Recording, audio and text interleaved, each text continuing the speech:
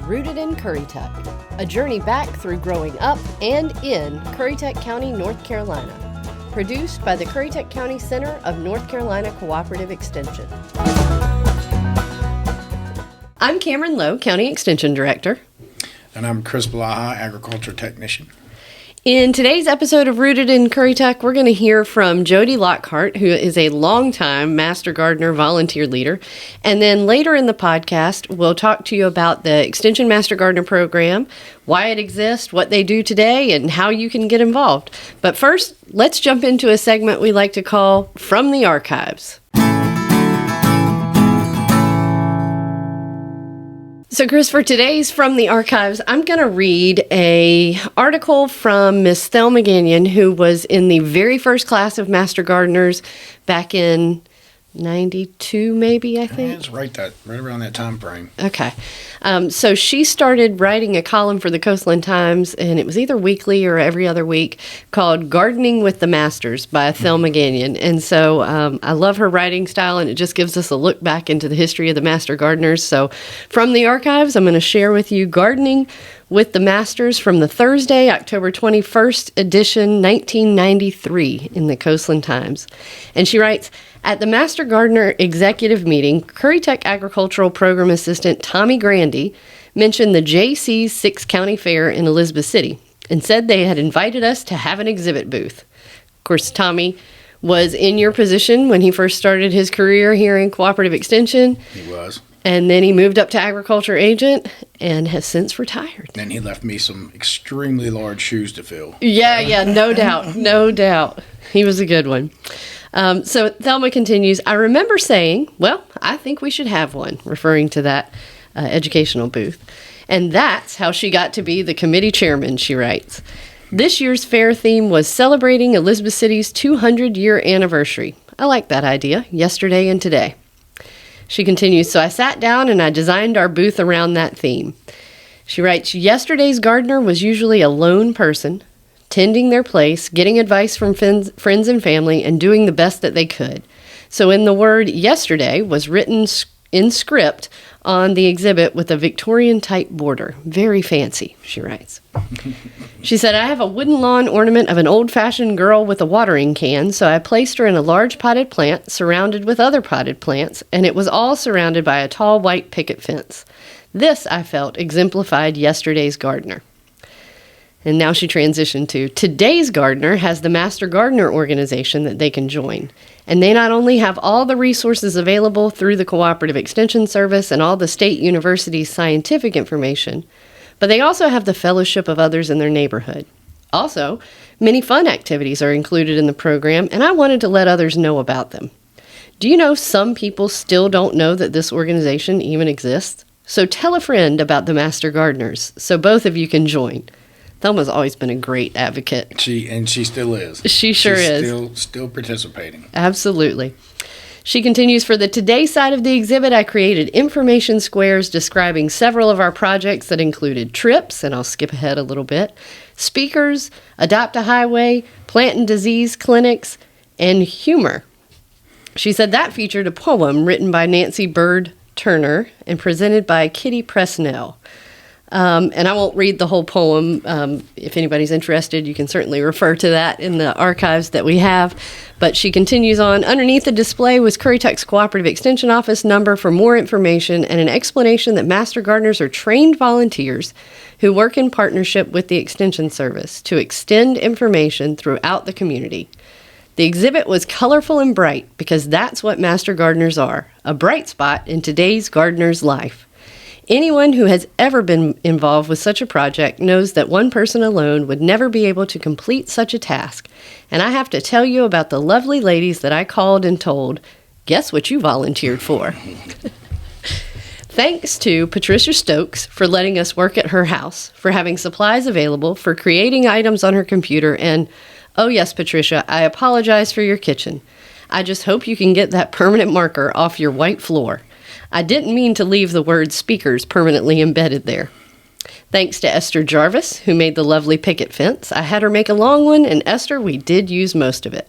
And thanks to Kitty Presnell for the poem, for helping me put the display up at the fairgrounds, and for going back to take it down. And thanks to Kitty for picking up our blue ribbon, too. That's right, first place, blue ribbon. All that fun, except for that kitchen floor, and a blue ribbon, too. Wow. But then I think all gardeners deserve a blue ribbon for creating beauty in today's world. So that was just an interesting little tidbit from Miss Thelma Ganyon. And the Currituck Extension Master Gardener program, as we said, began in 1992. That first class was actually only 2 Currituck Master Gardeners, and that was Thelma Ganyon and Audrey Ward. The first class was combined with the Dare County Master Gardener certification class, but the program grew quickly, and over the years, I went back and looked, I think we have certified over 130 Master Gardener volunteers in Currituck County since that first class in 92. So that was just a quick educational look back at our archives on what was going on in the Master Gardener organization right at the very beginning. So that's it for From the Archives. Up next, we'll meet our guest.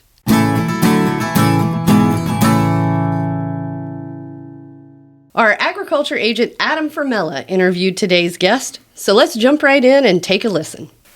All right. Hello, everybody. Today with us we have our Master Gardener volunteer vice president now, Jody Lockhart. Hi, everybody. So, Jody, you've been in the county, like you said before the podcast, forever now, and you've been a Master Gardener for a while. Do you know how long you've been in the county about? 96 to 97. Okay. Could you tell everybody what the Master Gardeners do for folks who are listening who maybe aren't Master Gardeners, don't know anything about Extension, or at least that part of Extension? Okay. We are volunteers for the county that have to do with agricultural studies.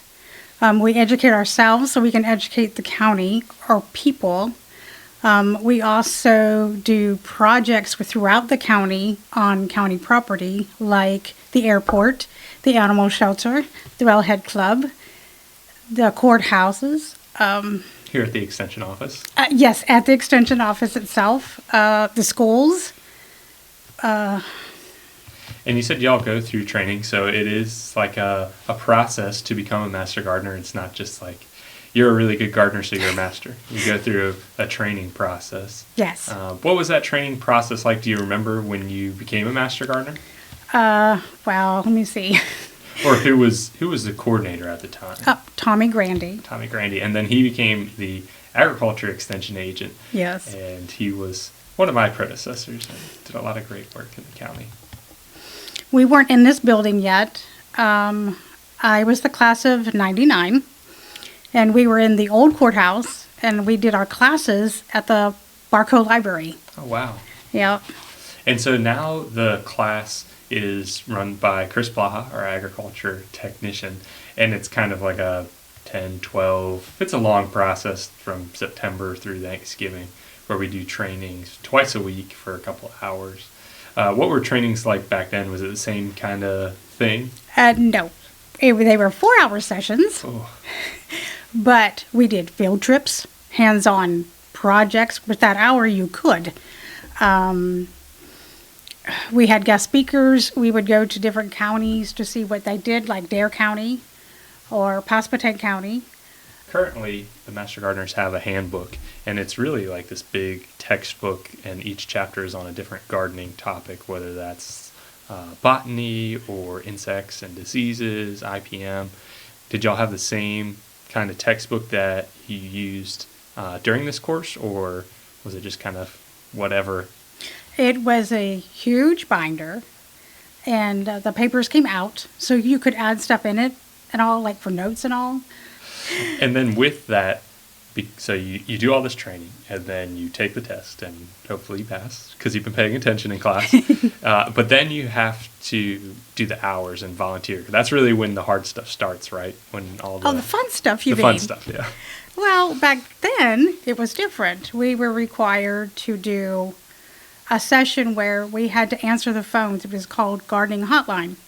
And you had to answer the phones at the Extension Center. Well, we were in a courthouse, but you had to answer the phones.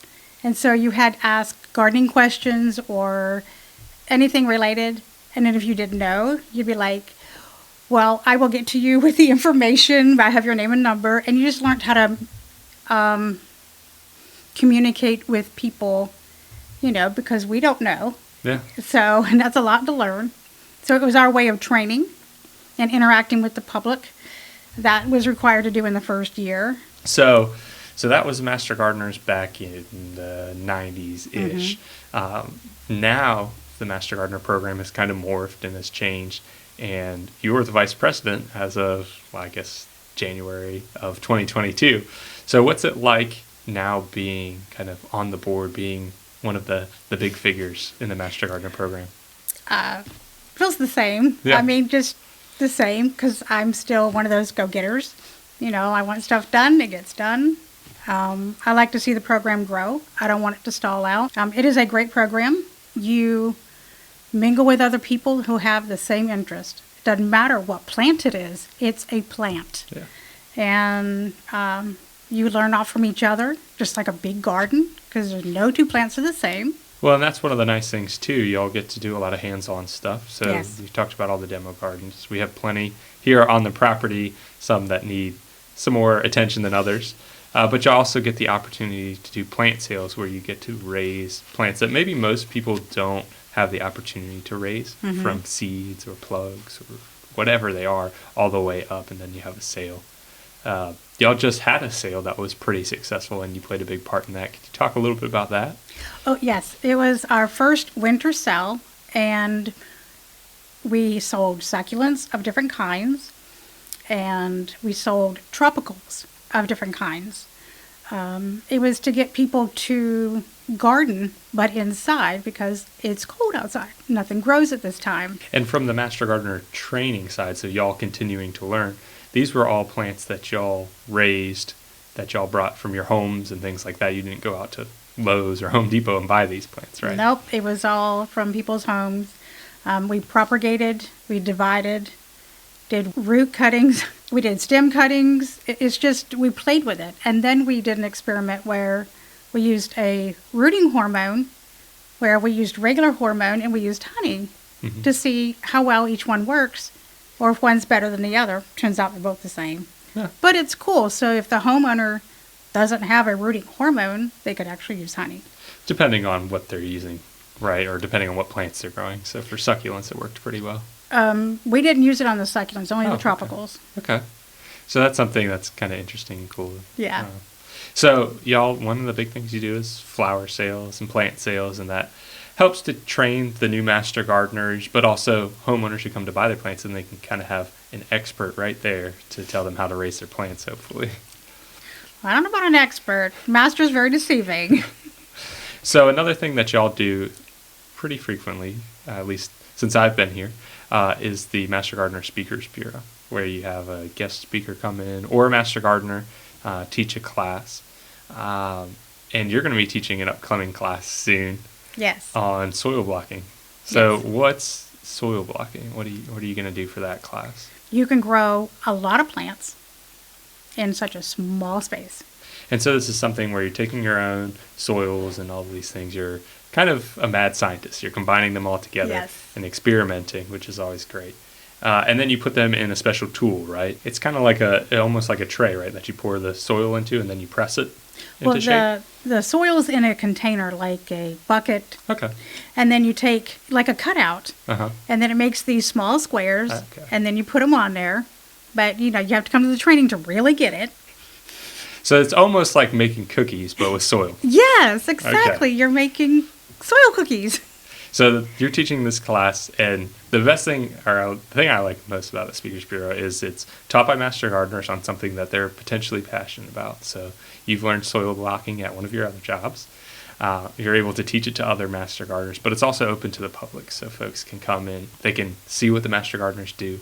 The Master Gardeners that they're getting training, they're also teaching. Kind of a great collaboration. It is.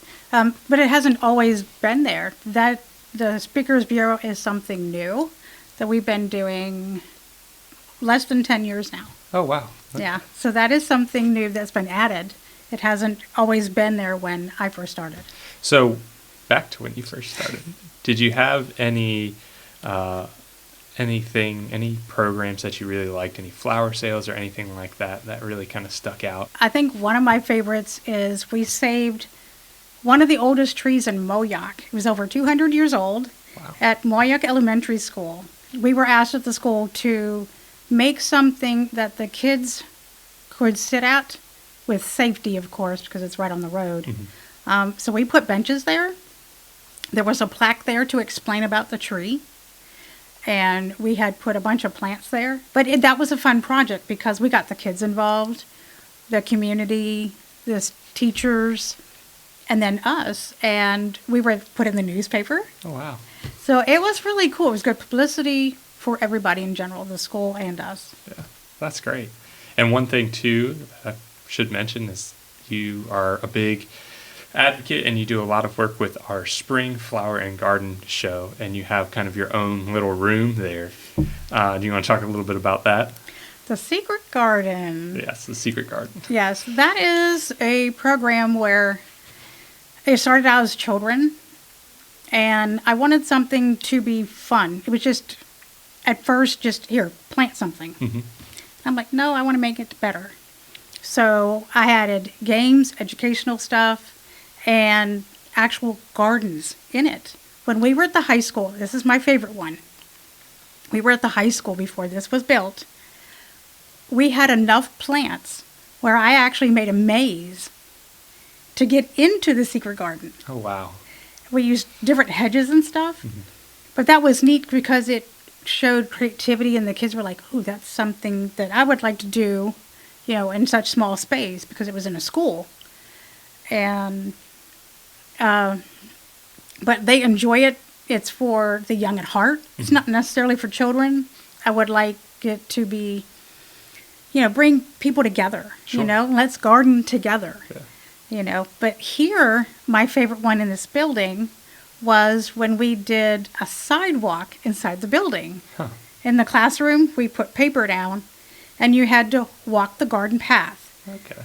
And so everyone got to draw or write or whatever they wanted to put on the path, and then that way everybody saw it. Yeah. And it would just showed we were doing different gardens. We were learning about, okay, let's see what we can put in our garden. And we did a teepee, a sweet pea teepee. We did a sunflower house. You know, just really cool structures that you could do in your yard, depending on how much size you have or creativity, to be honest. But it just is my way of being educational and gardening and being young at heart. So, and this is a big feature in the Spring Flower and Garden Show. Usually we just call it the Flower and Garden Show because it's the big one we do here in Right. Currituck. When did that start? Do you remember? Was it here when you were, before you were here? Yes, it started, let's see, I'm a class of 99. Either 96 or 97 is when it started. Okay. So it's been around a while now. We're getting that. What are you looking forward to the most, kind of now that we're back in programs? COVID kind of slowed us down. Well, we've done good to make progress on getting the greenhouse up and running because it's been asleep for 2 years. It's up and running, but it still needs some tweaks. We have a lovely storm to thank for destroying our shade house, but, you know, that'll get recovered too. I'm hoping that we can slowly get back to where we are. We'll have a class this year, a Master Gardener class starting in September. So that's exciting, and we have a lot of interest. Yeah. And the classes are going good. You know, people are coming and, you know, and ready to get growing and outside. Yeah, we're getting a lot of folks signing up for Speakers Bureau, for other horticulture classes. The Speakers Bureau has been going pretty well so far, so hopefully we have a good class. And you'll be there, I'm sure, helping out with the Master Gardener training this year. I will be teaching some classes, I'm sure, here in Currituck and other counties too, as a master. So, anything else that you want to talk about the Master Gardener program? I would like to get us back into the schools because we started stuff before COVID. And, you know, I would like to see just how they grew and blossomed, you know, like the pollinator garden at Knott's Island. That was fun. Teaching third graders about pollinators was fun. And it's fun just to see people come back together, you know, because we have been so isolated from the sickness. Hopefully we'll have that. We're working on the pollinator garden in the future. Yeah. Where the daylily bed used to be. That's a goal. Yeah, there's a lot of things kind of in the works. It's just waiting on the warm weather and waiting on some more folks to come and get involved. Yes. Well, Jody, thank you for coming today and for agreeing to do this. It's always great to have you around and to listen to you, and I'm happy to hear your story today. For folks out there who are listening to this who want to learn more about the Master Gardeners, you can come and contact us here at the Extension office. We'd be happy to let you know more about our program. You can come to one of our Speakers Bureau classes, meet Jody. She's always around.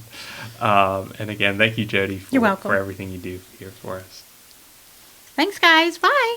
That was Jody Lockhart. Up next, we'll have our training for today.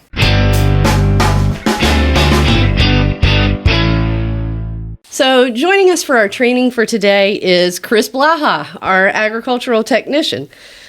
Chris, in her interview, Jody shared quite a bit about her time in the Extension Master Gardener program. And of course, she's been in it for quite some time and is one of the most active volunteers probably that we have right now, if not the most active volunteer we have right now. I know nationally that Master Gardeners started around 1972 in Washington State. It took about 20 years for the program to trickle out here and to take hold in Currituck. But what I want to know, Chris, is tell me about certification. What's it like? How long is it? What do people learn? How do we do that here? Sure. Thanks, Cameron. So we start off, we decided that the classes previously were done in the spring. We started off doing the classes now in the fall, hoping to attract a different dynamic of people who are working. It's hard for them to attend classes during the daytimes. Yeah. And the springtime is a really busy time for all of us. I mean, for everyone. We have the Flower and Garden Show. We have a lot of different things going on with the Master Gardeners. And, of course, springtime's when everything's coming up. So I really like the aspect of us having it in the fall. So the class goes 13 weeks, 26 courses. And in those 13 weeks, we have classes 2 times per week on Tuesdays and Thursday nights. Gotcha. And those classes run for about an hour and a half to 2 hours. And we have various speakers with lots of different specialties within horticulture. And that's, any aspect of horticulture, there's a lot of different specialties. You can't know everything. No one person can know everything about it. So, absolutely. But the Master Gardeners, it's a great course. You learn a lot of different information, and it comes fast. So, of course, you have to, extended education is a must. I mean, we just basically touch the surface of everything in horticulture. So it's a really broad class. It is a great class. And we have, like I said, we have a lot of talented people that come and give instruction on these different things. So, we have, on average, I like to cut it off around 15 people. It becomes impersonal if you do any more than that. Sure. So at the end of the 13 weeks, the end of the 13-week course, we have a graduation and a ceremony and an award ceremony also. So it's a banquet for the existing Master Gardeners. And we've decided also to combine the banquet with the graduation ceremony for the students. So it makes it really meaningful. The new students get to kind of meet all the existing Master Gardeners, see all the achievements that they've done over the course of the year, and then the existing Master Gardeners, I won't call them old, the existing Master Gardeners get to meet that new crop of volunteers and hopefully meld that group together. I really like the way you guys have designed that. I think that's a very effective way to do things. And then just to kind of back up for a few minutes, in Jody's interview, she talked about when she went through the course and those original courses years ago, they were like 4-hour chunks of teaching that were held during the day, which is great for folks that can devote 4 hours during the workday to something. But I really like that you guys have moved that, shortened up, maybe lengthened the time a little bit, but shortened up the number of classes. So it really does kind of open it up to, if I want to devote my time to that, if I'm really passionate about gardening, I can do that in the afternoons a couple of nights a week for 13 weeks and get my certification if that's something that I want to do. So I think you've done a good job. We talk about extension is for all people, and that's one little change that you have made that has allowed us to extend to more people than we maybe could have. I agree, and there's some of the more successful coordinators in the state have done the same thing, and I was kind of following their lead, so I can't say it was my idea, but it really has worked out well, and we have attracted a different demographic of people. Sure. So it's worked out real well. Very good, very good. So you said that you looked at other Master Gardener programs in the state. So are Extension Master Gardeners statewide? Oh yes, it is. It is a statewide program or a national program actually, but it's also independent within each state. But occasionally we do get together nationally for national conventions and things that way. So, but we do use a lot of different publications and research from different colleges and different schools or extension offices around the country. Yeah, because that information doesn't change from state to state, really. I mean, best practices that are research-based best practices are going to be consistent across the country, of course, specific horticulturally to our climate and area and things like that. But yeah, you're right, That is correct. And even recently, I had a case yesterday that came in, and it was a disease it wasn't currently found in North Carolina, but it was found in coastal South Carolina and Florida. So Florida had most of the research on the problem, and I was able to find it through University of Florida and instruct the citizen on how to treat their plants. So. That's awesome. It really is. We say cooperative extension. We really do cooperate. We do. Not only here in the county and across the state, but nationwide even. All right. So, what makes a master gardener a master? Tell me about this test. So we have a test at the end of the program. It is an open book test. It's not extremely difficult, but it does touch on pretty much all aspects of horticulture. In the testing, we've tried to tailor the testing and what we teach for this particular area because some things are absolutely. In this area, you have tons of microclimates and different, a lot of variation in the climate and the weather. Yeah. So, and of course, water problems and flooding problems and all sorts of different issues in this area that make it a very, very unique area to try to garden in. Yeah, absolutely. So you're really developing this team of experts that are experts in our area and horticultural aspects of our climate and all the microclimates that we have here in Currituck County that can really assist and answer some questions and do some things like that. So I think that's great. So that kind of leads us into, once those folks are certified, what kinds of things do they do? What do we expect of them?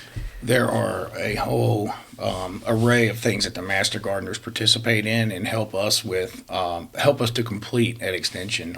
They help every department, whether it's ag or 4-H. Yeah. They really are helpful and provide a lot of assistance for us doing programs, research. When we hold events, they volunteer for events. They answer phones from time to time. So they really help us in a lot of different ways and help support Extension. I was at the Flower and Garden Show this year, as were you for a very long time.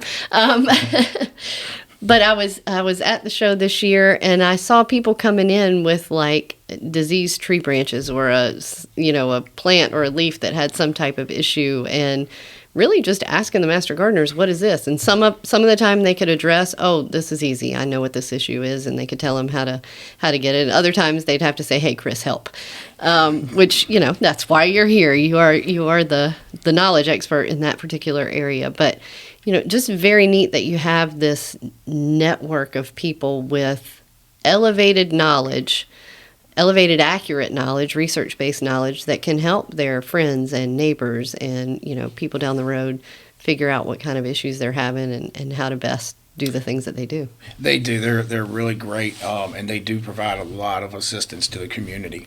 Additionally, they also provide assistance building pollinator gardens and maintaining display gardens here at the extension office.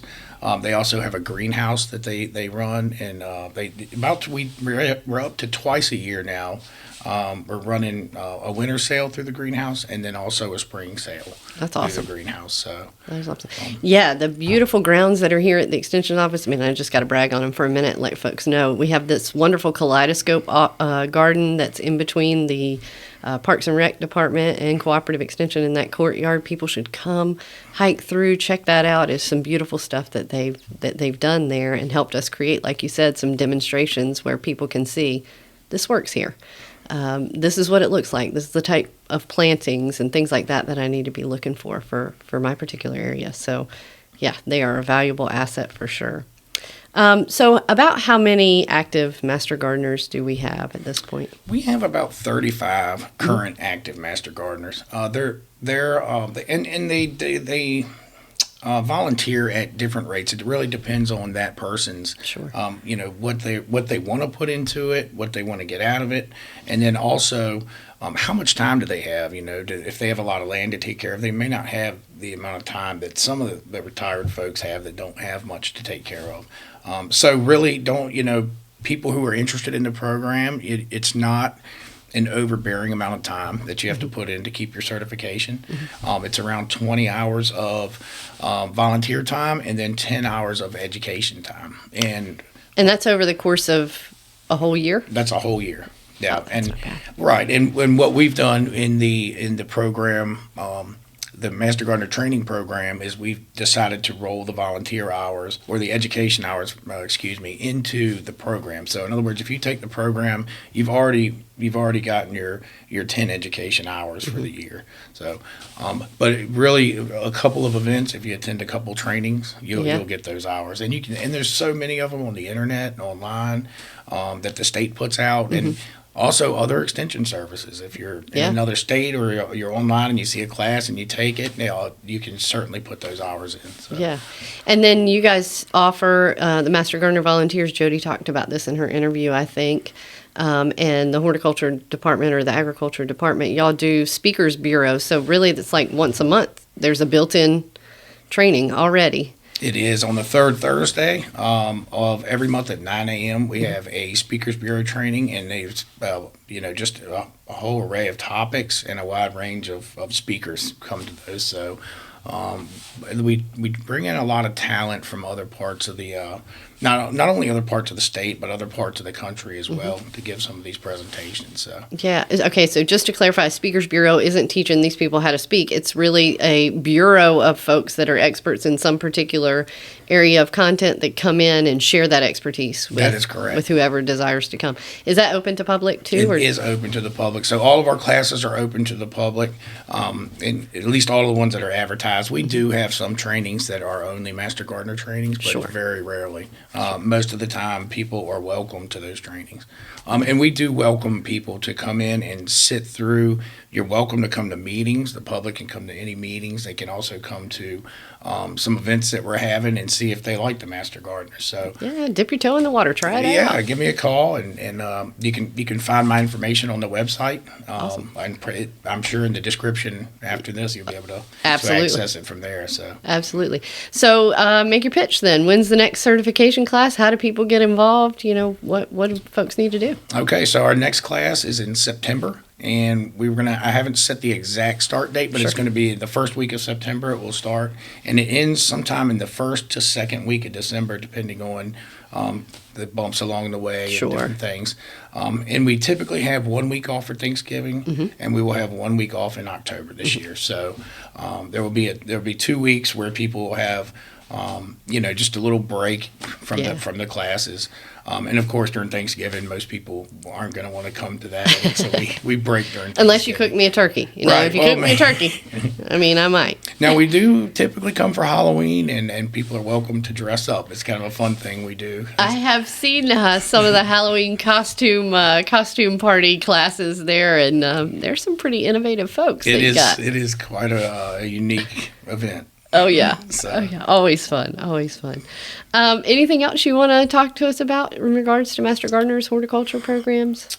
Not a whole lot. We really, I really am pleased to see the Master Gardeners rebound after, of course, we had a lengthy time where we could not participate due to COVID. And unfortunately, we did lose some Master Gardeners for, a wide variety of reasons. But, during that time frame, and some of them became less active. But to see what they've accomplished from there has really, they've done a great job. Yeah, I think one of the things that, COVID really did kind of set us back, especially in Master Gardener programs in horticulture, just in terms of, the greenhouse was closed up essentially. The shade house was closed up essentially. The gardens were maintained very minimally, and it does take a lot of time and effort and expertise to bring that stuff back up to where it was. And, as I walk through and look at all the different things, we're almost back. I mean, things are really rocking and rolling out there, and folks are,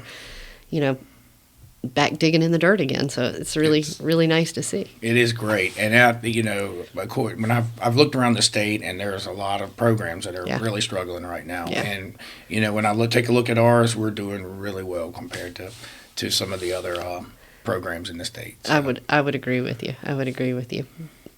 How about Jody? Any shout out you want to give Jody? Jody is a fantastic volunteer. Her and Thelma Ganyon both. They both still participate. Jody is probably puts in, I would probably somewhere around 20 to 30 hours a week. Yeah. And it's probably on the light side. Yeah. But she does a great job helping us in really every department here. She helps us. She goes to the schools with us. She's done just about every aspect of gardening that you can imagine. Yep. And she is currently our vice president. So she's doing a fantastic job. That is awesome. I actually have her roped into helping me clip some bushes back this afternoon out here and get some things arranged to keep some of our pests away from some of the areas we don't want our pest friends in. And that's another kudos to Jody. She's our resident snake charmer, I think. So. She is. Definitely. And I don't want that job. So thanks, Jody, for handling that for us. But anyway. Well, Chris, thank you so much for joining us today. I appreciate all the work that you're doing with the Extension Master Gardener volunteers and all the services that you provide to homeowners and landscapers and things like that in the Currituck community. I know that your expertise, your knowledge is top-notch, and it does not go unnoticed, and I think your clientele really appreciate the services that you provide with the things that they ask of you. So thank you for spending just a few minutes with me and talking about the Master Gardeners, and we'll wrap this thing up. Thank you, Cameron. I appreciate it. Absolutely. So thanks again to our guest, Miss Jodi Lockhart. We hope you've enjoyed this episode of Rooted in Currituck. Be sure to subscribe wherever you get your podcasts so that you don't miss an episode. And if you have a story to share, connect with @Currituck CES on social media or give us a call at the Currituck Extension Center. Until next time.